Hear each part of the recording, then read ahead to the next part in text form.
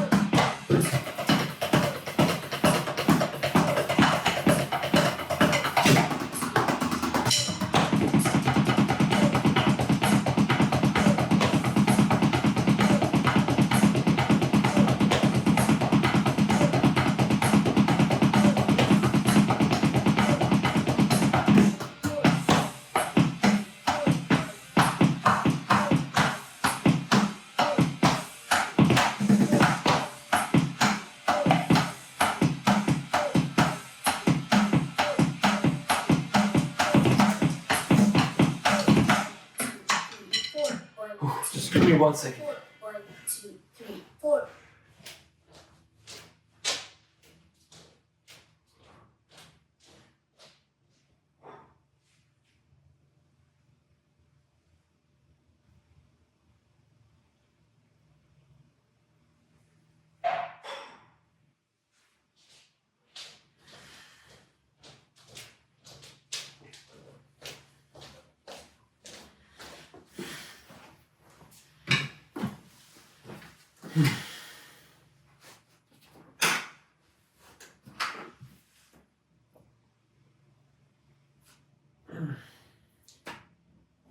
Okay, so I'm not happy with that take. That was all over the place. It was a huge mess.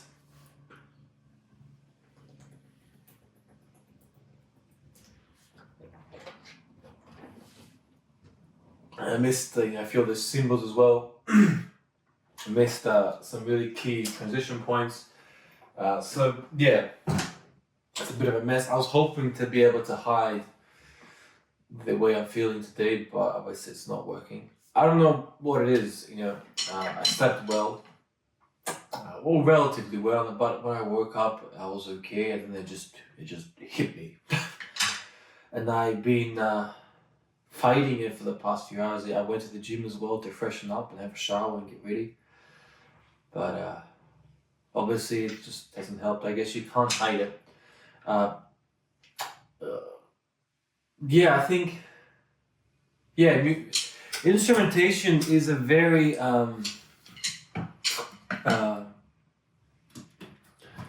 is very how can you put this? Very blanket, and it doesn't offer any sort of hiding room. It is very much everything's on display. You can't hide behind anything. And if you're not feeling well, it shows. It shows in your performance, it shows in how you're doing that performance. But it is just what it is, guys. I think I definitely reached my peak for this practice song on Thursday. And then I started getting a bit tired. But yeah, look, I think obviously I'm pushing myself a bit more to really get it in. But it's just one of those days. What I'm going to do is I'm going to really do my best and do this take one more time to really bring it home for you guys for this week. But I hope what you can take away from this is that you can see how much I am really working on this. And it's not an easy thing. Sure, I am talented. I do feel that I have a talent for rhythm and drums.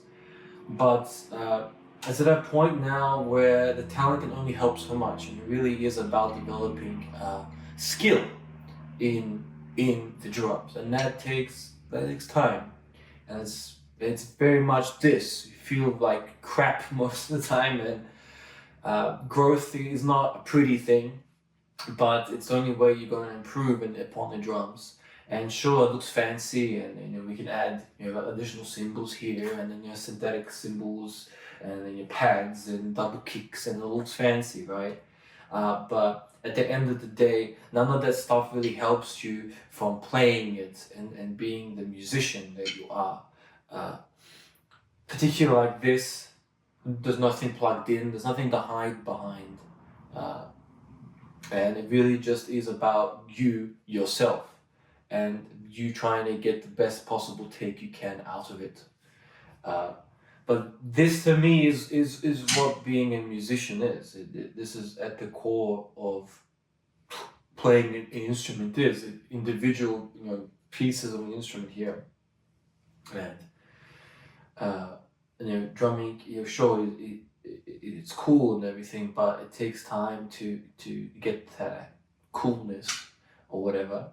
But for me, it's a progression of getting to a point of mastery in this piece, because it's really gonna help going down the line for what I want to do next.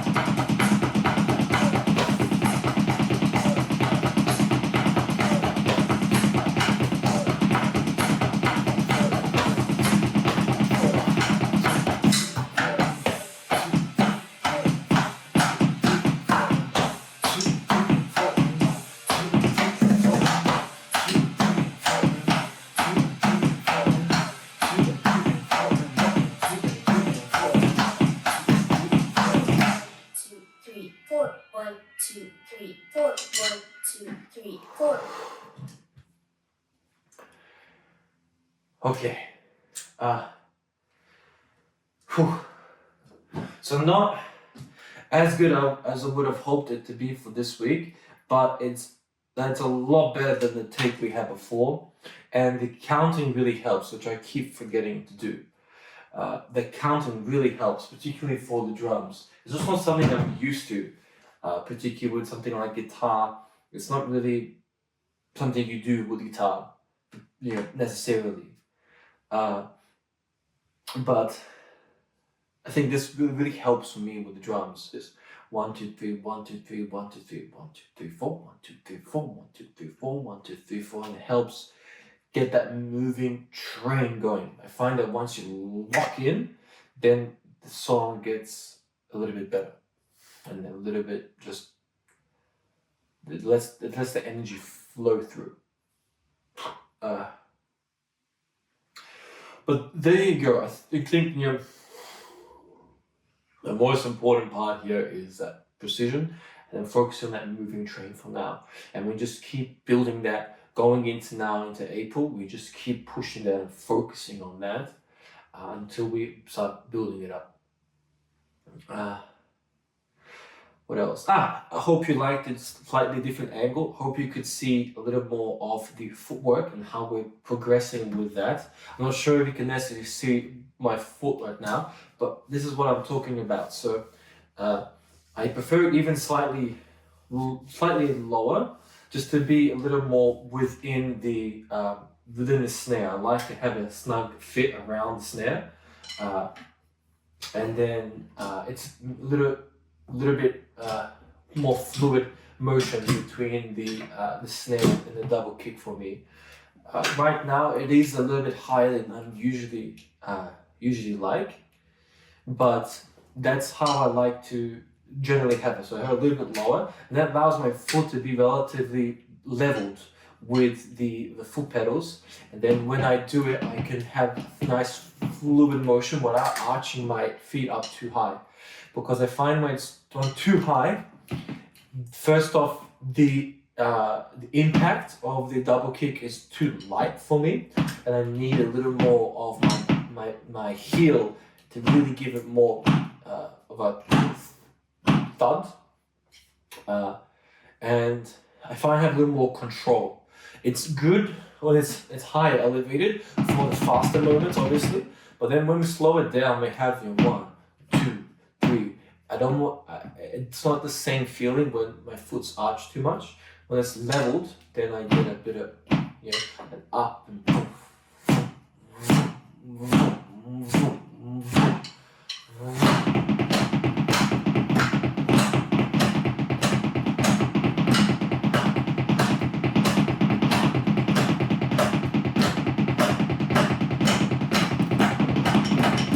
okay, so as I increase, then my foot comes up slightly and have a bit of an arch, and then we can really pedal in faster. That's my approach to how I do it, and it works well for me. I get a better sense of the groove, the way I want the song to be impacting with the kicks, and I've just that sort of approach works well. For me, it's simple as that. But overall, the improvements definitely have been with the double kicks, getting the song rhythmically in that pocket. But I still need to work on those key transition moments. As you notice, we slightly do miss them. So those are really important. But look, to leave it on a positive note, there's definitely been an improvement. It's just today, I guess, it's not the most accurate representation of how the week has been. And that's just is what it is. Some days you're gonna feel better, some days it's gonna be worse. But I guess it's just a good representation of how the week's been. It's been a bit of that, so wobbly. But there you go. Thank you so much for joining me for this practice take.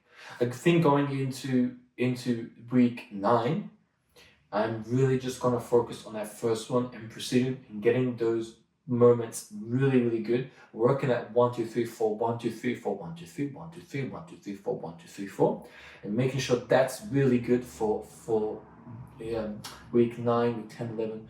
Really focusing on that, bringing in that movement training, and then we'll see how we. So let's see how we go. Let's focus on that, and then I'll see how we are into next week, and hopefully I can be a little bit fresher when I do this. All right. Thank you so much for joining me, and I'll catch you. We're gonna go upstairs now and do the piano pieces. Okay. Looks like it's gonna be a bit of a rough day. It's gonna be a bit of a rough day. That's alright. It is what it is. Alright. Let's do this.